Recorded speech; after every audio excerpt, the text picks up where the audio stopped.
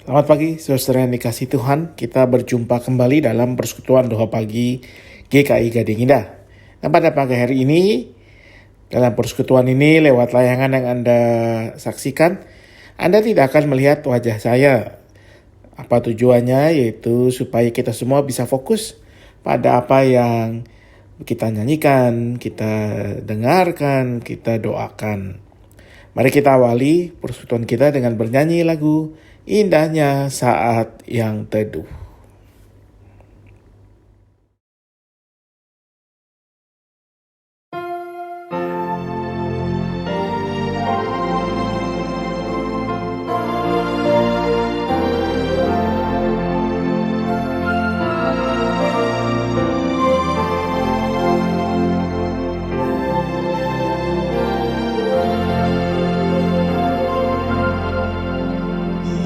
Indahnya saat yang teduh menghadap tata Bapa-Ku, ku naikkan doa padanya hatiku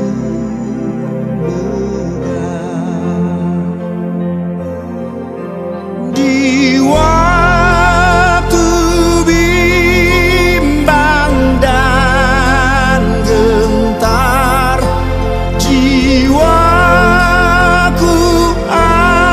aman dan segar, ku bebas dari seteru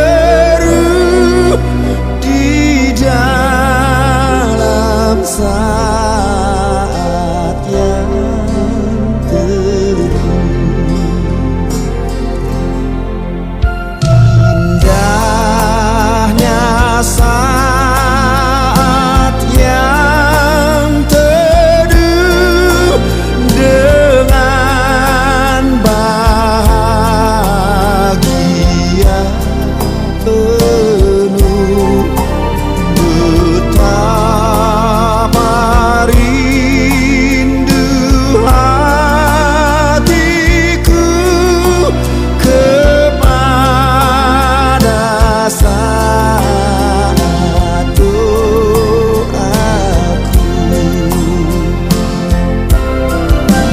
Bersama orang yang kudus, ku cari wajah penebus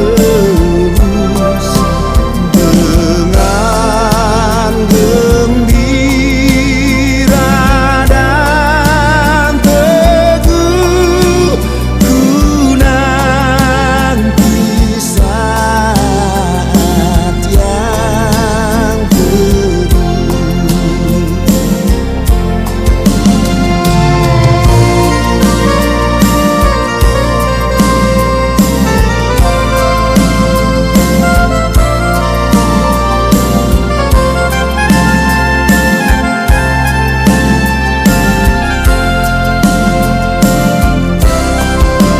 Sejak ku lihat wajahnya, ku yakin pada firman-Nya dan menyerahkan bimbangku di dalam saat yang teduh.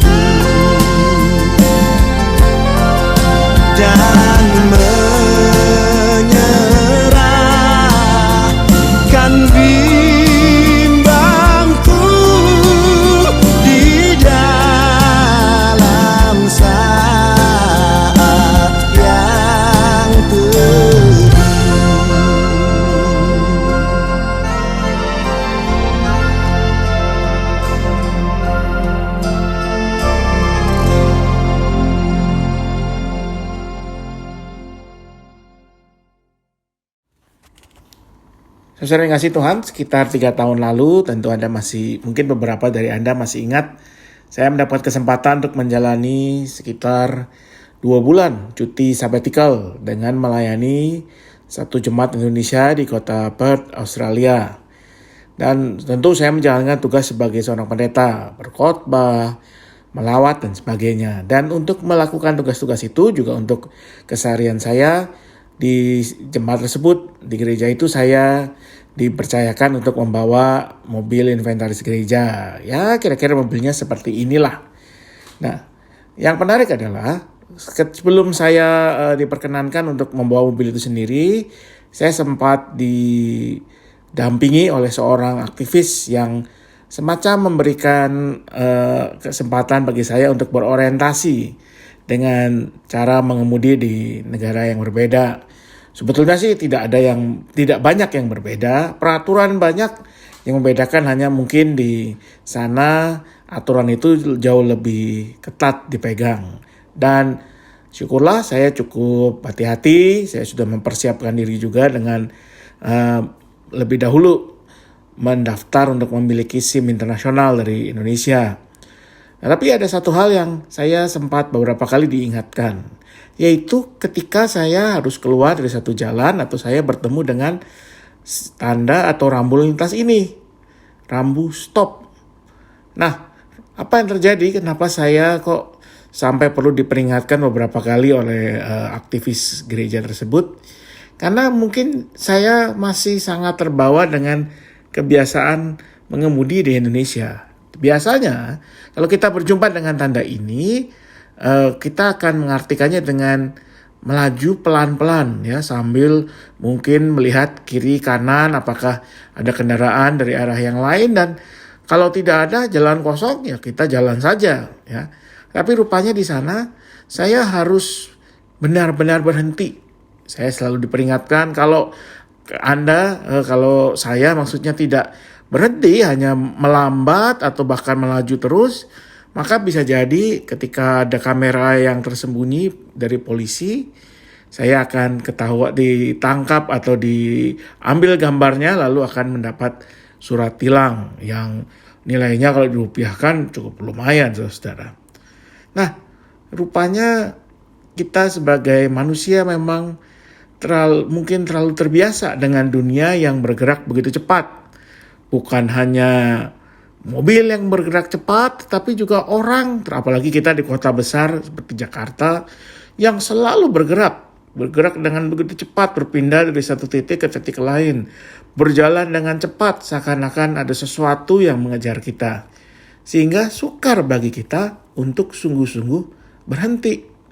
Contoh lainnya misalnya kalau kita bernyanyi atau bermain musik, kita membaca not, kita sering mengabaikan tanda yang berarti atau bermakna berhenti, stop. Ya kita biasanya menafsirkannya mungkin dengan tetap bermain musik atau bernyanyi tapi dengan suara yang lebih lembut atau lebih pelan. Padahal harusnya tanda itu diartikan berhenti. Nah, dalam kehidupan kita, kapan kita berhenti? Seringkali kita baru berhenti ketika kita sakit, kita tidak bisa apa-apa, baru kita benar-benar berhenti. Tentu berhenti yang seperti ini sangatlah tidak enak. Saudara dikasih Tuhan, Tuhan Yesus juga adalah seorang yang selalu dikerumuni massa. Dia selalu diikuti oleh banyak orang kemanapun dia bergerak. Dia selalu bergerak. Mulai dari kerumunan yang tidak terlalu banyak mendengarkan dia mengajar, kerumunan yang lebih banyak menyambut dia dalam berbagai kesempatan. Yesus juga ada di tengah-tengah keramaian dan pergerakan yang tidak henti. Namun yang menarik, Tuhan Yesus sadar bahwa sebagai manusia sekali waktu ia perlu berhenti. Banyak bagian Al-Injil mencatat, salah satunya adalah seperti ini. Markus 1 ayat 35 dikatakan, pagi-pagi benar, waktu hari masih gelap, ia bangun dan pergi keluar. Ia pergi ke tempat yang sunyi dan berdoa di sana. Yesus sangat menghargai waktu ia sendirian. Ia menyepi. Ia keluar dari kesibukan. Ia meninggalkan murid-muridnya yang mendampinginya. Ia menyepi ke puncak gunung, ke tempat-tempat sepi. Dan dalam sepinya itulah ia mengambil waktu untuk berelasi secara khusus dengan Tuhan dalam doa.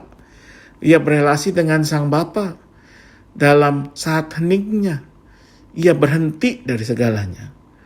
Dan bahkan karena itulah saya yakin dan percaya juga Tuhan Yesus bisa mendapatkan kekuatan di waktu-waktu terberat di mana ia harus sendirian. Ketika ia ditinggalkan oleh semua orang, oleh massa yang semula memujanya tetapi kemudian berbalik meneriakkan agar ia disalibkan.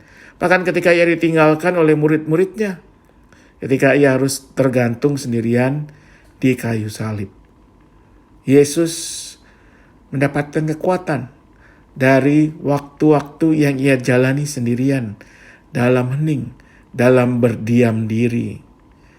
Saudara yang kasih Tuhan, tidak bisa tidak dalam hidup kita ada di tengah keramaian. Bahkan kalaupun sekarang dunia kita ini sedikit lebih melambat karena pandemi, tetap kita hidup di tengah keramaian. Keramaian yang selalu bergerak, tidak pernah berhenti. Bahkan dalam kehidupan rohani kita juga terbiasa dengan keramaian, dengan ibadah, dengan banyak orang, dengan persekutuan doa, dengan banyak orang. Sehingga ketika tiba-tiba pandemi memaksa kita untuk masuk dalam rumah kita masing-masing, dalam kamar kita masing-masing, menyendiri, kita merasa galau, kita merasa tidak berdaya. Padahal barangkali pandemi ini juga adalah sebuah pengingat bahwa sekali waktu kita perlu berhenti. Kita perlu menyendiri. Kita perlu mengambil waktu untuk bersama Tuhan. Hanya diri kita sendiri. Dan dalam keheningan itulah seringkali justru kita lebih bisa mendengarkan apa yang menjadi kehendak Tuhan. Saya mengingat satu mazmur yang berbunyi, "Diam dan ketahuilah bahwa akulah Allah." Dalam versi bahasa Inggris Mazmur 46 ayat 10 atau ayat 11 ini dituliskan demikian, saudara. "Be still and know that I am God." Tenanglah, diamlah, dan ketahuilah bahwa akulah Tuhan. Mari kita mengambil waktu untuk sungguh-sungguh berdiam diri, berhening sejenak. Kita berhenti berbicara dengan orang lain. Kita berhenti berbicara melalui alat komunikasi gadget kita. Kita mengambil waktu dalam hidup kita ini untuk berdiam sejenak, untuk bersama Tuhan dalam keheningan, dalam ketenangan. Maka sungguh kita akan bisa merasakan Ia hadir. Amin.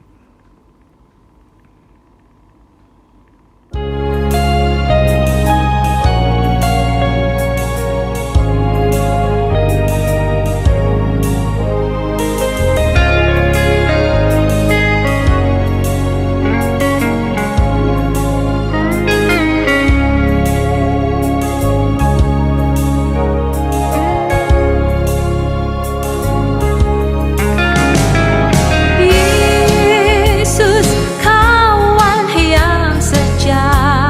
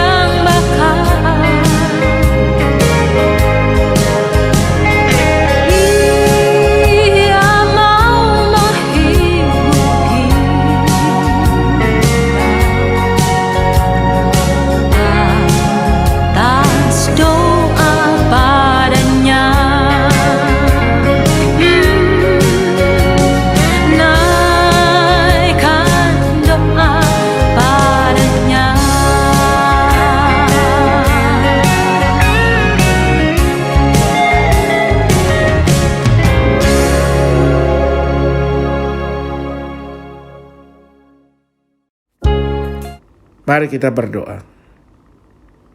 Mari kita doakan setiap keluarga dan pribadi yang mengalami berbagai pergumulan karena pandemi dan akibatnya, baik masalah kesehatan, masalah ekonomi, ataupun masalah psikologis, relasi di antara keluarga. Doakan agar Tuhan terus memberikan kekuatan kepada mereka.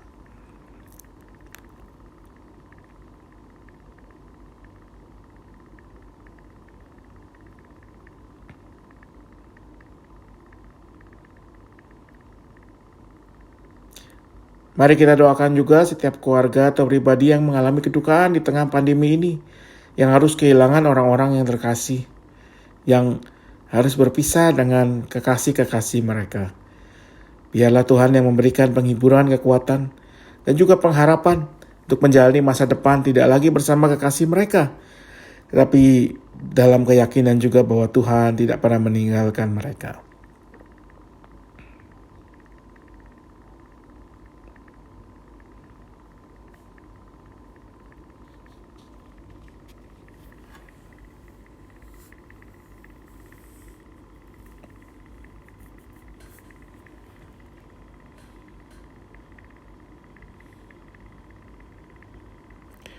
Mari kita berdoa juga untuk setiap kita yang tentu tidak pernah lepas dari pergumulan setiap hari.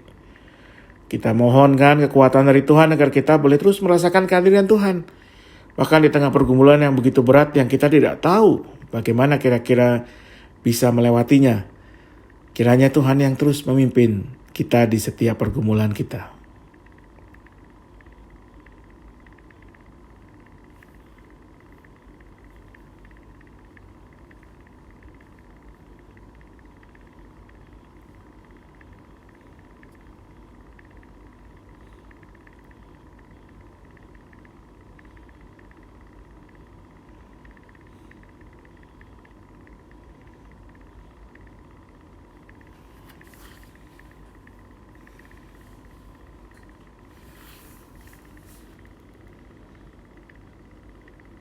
Ya Bapa Surgawi, inilah doa-doa kami, anak-anak-Mu yang kami percaya Kau tidak pernah meninggalkan kami, karena kami serahkan doa-doa kami serahkan hidup kami hanya dalam satu nama Tuhan kami Yesus Kristus yang juga mengajarkan kami berdoa demikian.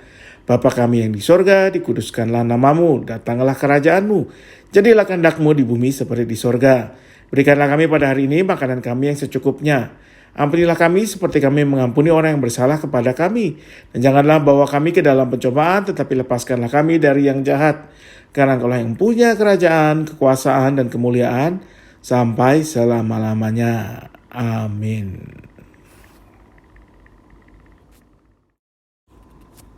Demikianlah saudara yang kasih Tuhan, persekutuan doa bagi kita pada pagi hari ini. Biarlah Tuhan yang terus memberikan kepada kita hikmat dan anugerahnya dalam setiap langkah dan karya kita di dunia. Jangan lupa untuk mengambil waktu berhenti sejenak setiap hari untuk mengambil waktu bersama dengan Tuhan. Tuhan memberkati selalu. Amin.